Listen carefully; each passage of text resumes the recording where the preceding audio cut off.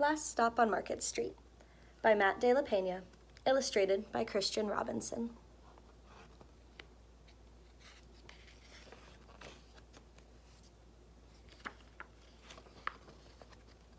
CJ pushed through the church doors, skipped down the steps. The outside air smelled like freedom, but it also smelled like rain, which freckled CJ's shirt and dripped down his nose. He ducked under his Nana's umbrella, saying, "How come we gotta wait for the bus in all this wet?" "Trees get thirsty too," his Nana told him. "Don't you see that big one drinking through a straw?" CJ looked for a long time, but never saw a straw. From the bus stop, he watched water pool on flower petals, watched rain patter against the windshield of a nearby car. His friend Colby climbed in, gave CJ a wave, and drove off with his dad. "Nana, how come we don't got a car?" "Boy, what do we need a car for? We got a bus that breathes fire, and old Mr. Dennis who always has a trick for you." The bus creaked to a stop in front of them. It sighed and sagged, and the doors swung open.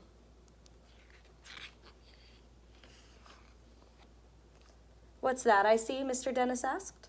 He pulled a coin from behind CJ's ear, placed it in his palm. Nana laughed her deep laugh and pushed CJ along. They sat right up front. The man across the way was tuning a guitar. An old woman with curlers and had butterflies in a jar. Nana gave everyone a great big smile and a "good afternoon." She made sure CJ did the same. The bus lurched forward and stopped, lurched forward and stopped. Nana hummed as she knit. "How come we always gotta go here after church?" CJ said. "Miguel and Colby never have to go nowhere." "I feel sorry for those boys," she told him. "They'll never get a chance to meet Bobo or the sunglass man. And I hear Trixie got herself a brand new hat." CJ stared out the window, feeling sorry for himself. He watched cars zip by on either side, watched a group of boys hop curbs on bikes. A man climbed aboard with a spotted dog. CJ gave up his seat. "How come that man can't see?" "Boy, what do you know about seeing?" Nana told him. "Some people watch the world with their ears." "That's a fact. Their noses too," the man said, sniffing at the air. "That's a mighty fine perfume you're wearing today, ma'am." Nana squeezed the man's hand and laughed her deep laugh. Two older boys got on next. CJ watched as they moved on by and stood in back. "Sure wish I had one of those," he said. Nana set down her knitting. "What for? You've got the real thing sitting right across from you. Why don't you ask the man if he'll play us a song?" CJ didn't have to.